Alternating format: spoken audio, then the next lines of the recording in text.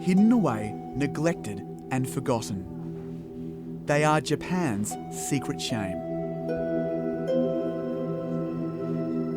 More than 30,000 children are growing up in institutions in this wealthy, progressive nation. Abused and neglected by their families, the government has taken them into care. We gain unprecedented access to the facilities where many children are kept until adulthood. I'm Drew Ambrose. On this edition of 101 East, we investigate how Japan is failing its most neglected children.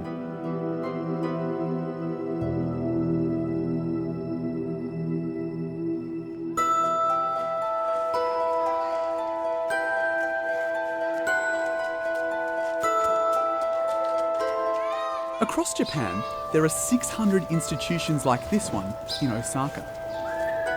130 children call it home. This boy is 14. We'll call him Daichi. And he has been here for several years.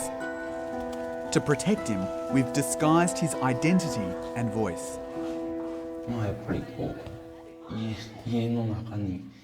You wake up where it isn't your home. People who aren't your parents take care of you. And you start and end your day here. Kids aren't here for the same reasons. Some of their parents visit. Others have parents who've died. You must be careful around them. You can't upset them. Origami is the one thing that gives Daichi comfort.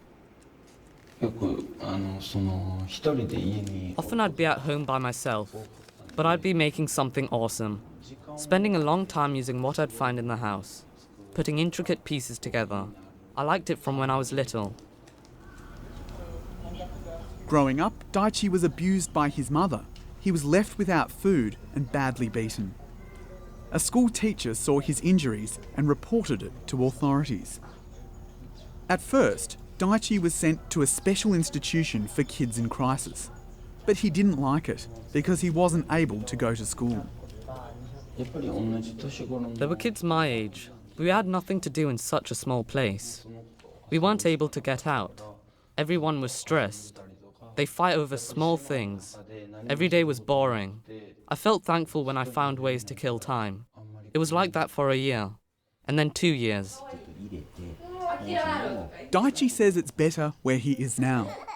He lives in a small unit with 6 other kids, and a staff member prepares their meals. But he'd rather live with his mother. I feel this way partly because of how people look at you. You're in an institution. When I'm growing up, I should be with my mother. That's what family is about.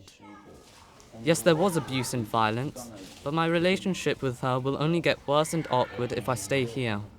Staff aren't my parents. They're here because it's their job. I felt free and less burdened at home. In Japan, 85% of young abuse and neglect victims like Daichi are placed in institutions. That's incredibly high for the developed world. The reason is that the country has never embraced foster care for its less fortunate children. The UN criticises Japan's approach, saying it breaches human rights conventions. It says extended periods in facilities delay a child's mental and social development. This is very much a closed world. It's rare to be allowed to film inside an institution like this.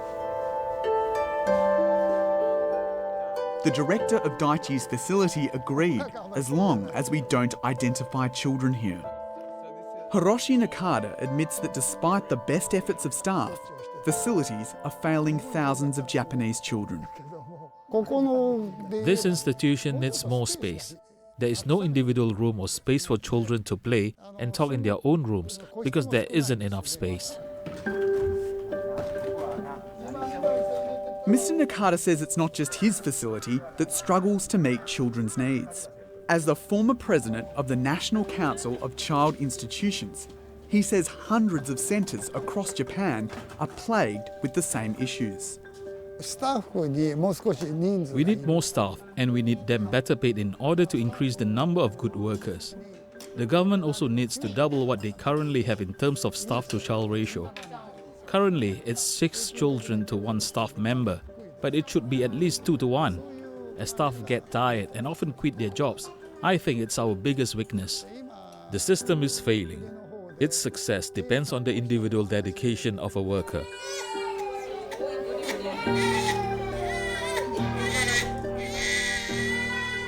This entire block in the institution is dedicated to caring for 50 toddlers and infants. Some are just a few months old and come from families who could not take care of them. 3,000 babies are housed in institutions like this across Japan. Now, this place looks like any nursery you'd see anywhere in the world, but Japan is pretty much the only developed country to have institutions like this for children so young. In other wealthy countries, babies would usually be adopted or placed with foster parents. Human rights groups want Japan to close down centres like this, or at least limit a baby's time here to 3 months. Babies stay in these institutions for up to 2 years, but some with developmental challenges often stay until they turn 5 years old. Some move from the baby institution to the children's homes. The average stay for children in my institution is 4 years. Very few children in Japan are adopted because society strongly values family bloodlines. It's rare for parents to accept a stranger's child. For the kids left to grow up here, it's hard to develop one-on-one relationships with adults, giving them little preparation for the inevitable, life in the outside world. Something that Daichi worries about. I've been sheltered for so long. That's why I can't wait to go home one day so I can have more experiences for myself. The world feels so vast and my image of it is vague. I don't feel ready for it.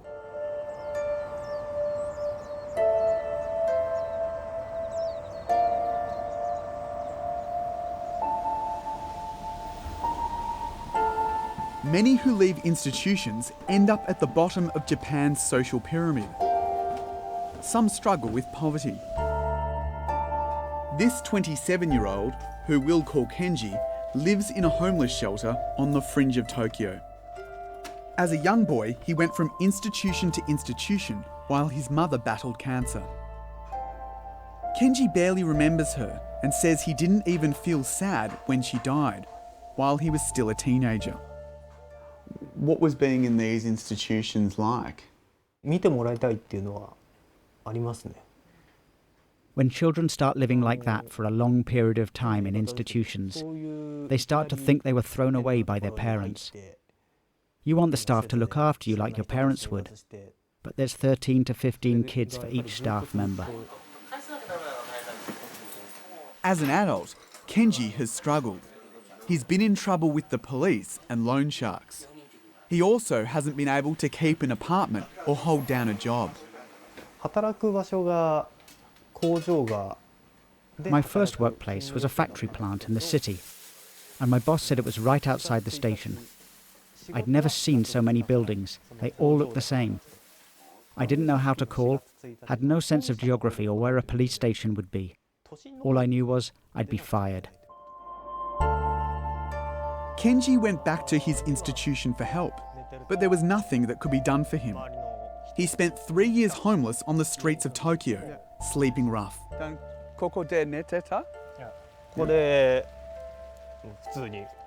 Yes, I used to walk around at night looking for places with a roof.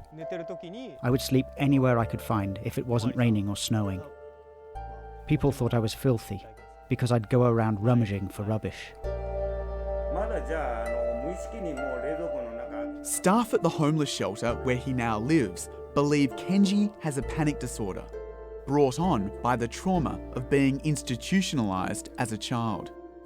He was shifted from one centre to another and never learnt to fend for himself. Sometimes being in the system felt like prison. Everything was controlled, the things you say and do. It's effective for them to decide everything from A to Z with strange rules. No talking about your past or family visits. Girls and boys couldn't talk to each other, so I became introverted. I acted quiet and harmless because in the beginning I think I was frightened.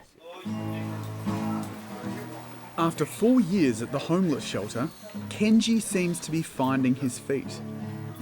Every day he repays the staff's generosity by delivering bento lunchboxes to the needy. But Kenji still survives on government aid and struggles to see a long-term future. ですね、どうしたらいいっていうそういう There is a part of me that cannot think outside the box. I think I was robbed of the chance to think by myself when I was in the institution. I stopped thinking. I have no ideas. Everything was according to the rules. And everything was okay if you followed them. Once you leave, you don't know what to do. 人とは違う道を歩んできた一人を人一倍強く感じてきた頼るべき対象もないまま今まで生きてきた Musician Takayuki Watai knows how hard it is to survive after growing up in an institution. Without family ties in Japan, it's hard to go to university, get a job, or even get an apartment in this conservative country. There's an intense sense of inferiority. You're a minority against the majority. There is an image that children from institutions are disabled. Criminal kids go there. The elderly think it's an orphanage. When Takayuki was a child, his mother neglected him. From the age of 6, he grew up in an institution. I did not get any sense that I mattered to my mother. After I got into the children's institution, they fulfilled my materialistic needs. A place to sleep, meals, snacks, allowances. There is club activity and I even finished high school. It was a relief for me. While Takayuki's basic needs were met, he says he wasn't prepared for adulthood. So he set up a support service to help those who have grown up in institutions start new lives. When you find you're all by yourself, you can't think, decide or choose anything. Of course you suffer. Japan's government is beginning to realise that institutions are not the best solution. The alternative is foster care, where children are placed in private homes with a registered guardian. In Australia, 9 out of 10 who are removed from their parents end up in foster care. In the UK and US, it's 7 out of 10. But only 1 child out of every 10 in Japan is placed in a foster home. The government wants to double that by 2025.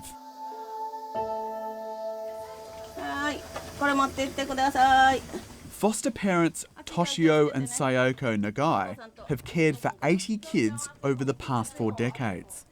The Osaka couple are in their 70s and currently have 4 children living with them. When we began foster parenting years ago, parents loved their children, but had to give them away for financial pressures. These days, troubled parents are abandoning child rearing altogether. It's a different world. The youngest child in their custody, Hemika, was 2 when she came here. She's now 8. Hemika's mother has a mental illness and couldn't look after her. Her mother's partner at the time wasn't Himeka's father. He'd bully her because she wasn't his own. She couldn't sleep at night because she was frightened. When Hemika came to her foster parents, she was scared of adults and lashed out at them. They enrolled her in classes for behavioural problems to help her overcome her difficult past. She now calls her foster parents Mum and Dad.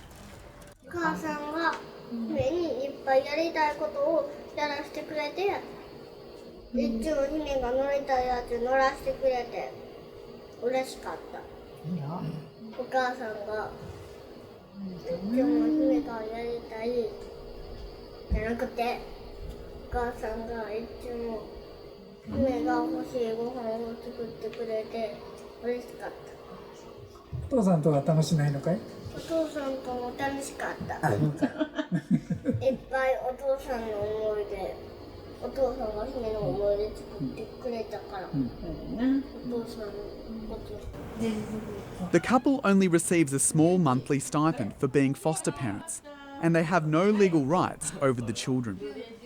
They believe a home environment is better than an institution for children. In institutions, there are chefs, cafeteria meals, and several staff for one child. They don't learn about life. We had one kid here from an institution, and he said, "Why aren't you going home?" Children in institutions feel as though people leave them at some point. We have often had difficult children here who have come from an institution. They were stealing, breaking windows and mirrors. But this home environment suits them wonderfully. They weren't bad but lonely because their parents weren't visiting them. But many in Japan are sceptical of foster parents like the Nagais. Across town, Kohei Nagano runs an institution that has taken in children from failed foster care placements. There are many skilled foster parents, but they become vulnerable at times of crisis. In an institution, if a worker's relationship with a child is not working, other staff notice and respond.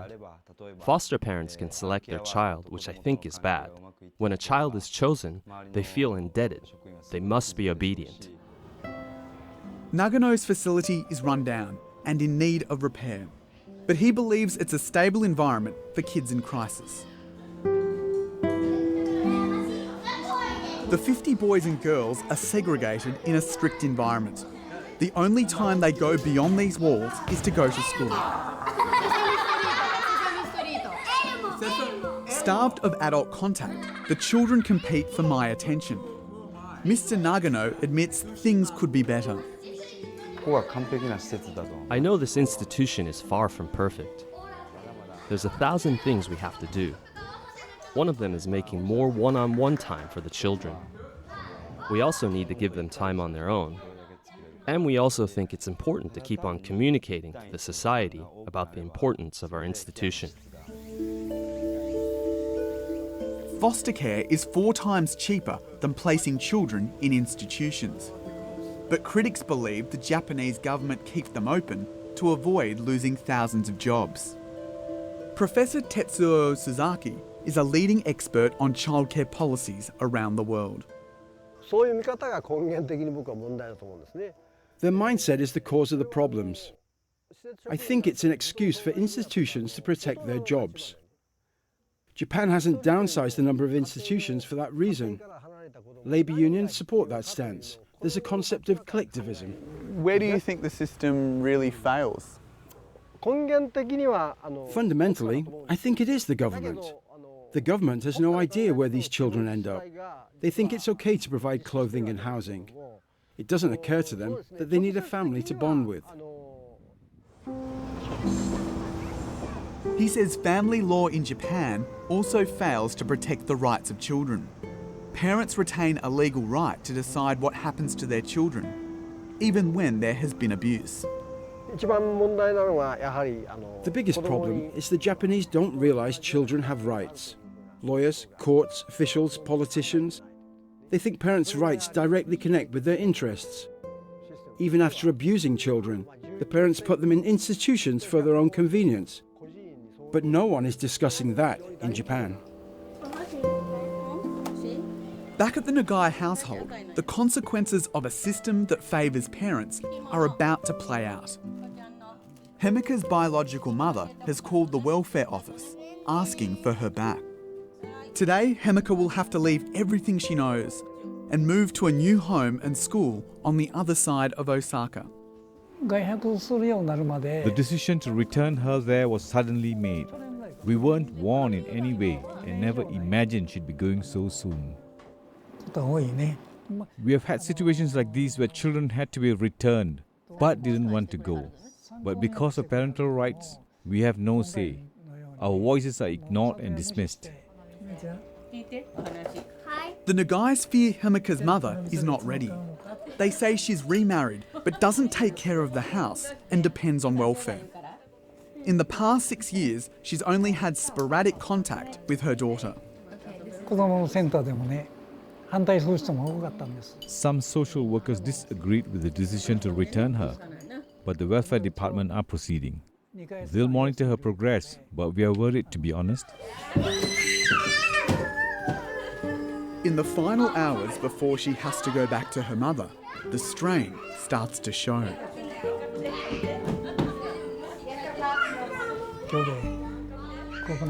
She's leaving the family, and it's unbearably hard. I can't imagine her confusion. As she heads to the car, Hemika seems like she's ready to go. But her foster parents tell us she was distraught when they arrived at her mother's house. It is really hard today. She realized that it was the final goodbye. Although she used to enjoy visiting her mum, today was completely different. She wailed so loudly it shocked me. She ran into my wife's arms and wouldn't let her go. We forcibly handed Himeka over to her mum, and we almost ran away from there. Today was the first time ever that she expressed herself and rebelled against the decisions adults made for her.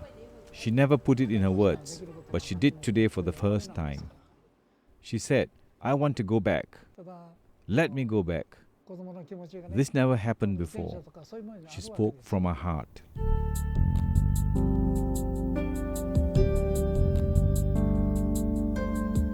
Children like Hemika are not uncommon here. Osaka Prefecture has higher rates of child abuse and kids in institutions than anywhere in Japan. I'm heading to a meeting with the head of the welfare department who handles abuse cases here. We've doubled our foster carer numbers in the past 5 years. However, foster care is not understood widely. It's confused with adoption. Biological parents think they are losing their parent rights. Junko Yakushiji says the system is overburdened and it's a struggle to change the status quo. We have a hard time convincing parents who can't raise their own children to send them to foster carers. They prefer institutions. If we can't convince the parents about the benefits, we have to send the child to an institution. We can challenge it in court, but our provincial government has never done it, and I haven't heard of a case in Japan either. For the children who are growing up in institutions, there are some moments of brightness. The children who were earlier competing for my attention are today performing on stage in an annual concert. The institution's director, Kohei Nagano, says it's a welcome distraction over the summer holidays, a time Japanese families usually spend together. The children have been hurt in many different ways. They sometimes wonder if anyone cares about them. When they have doubts, the stage will light them up. They enjoy it and gain approval. They're wonderful, fantastic, and irreplaceable. At least for today, the children get their moment to shine. Few of the adults in the audience are parents, and Kohei admits this is the kind of care the children need. But with child neglect and abuse at record levels in Japan, it appears institutions are here to stay. I don't think institutions like ours will disappear in Japan, even 50 years from now. It's not about which is better, foster care or institutions. It's about making a system where children can choose where they want to go. Institutions need to be a safety net for a child's heart. We must be ready to support them to restart their lives, as many times as it may take. Let down by their parents and ignored by society, institutions are the only choice for thousands of Japan's throwaway children.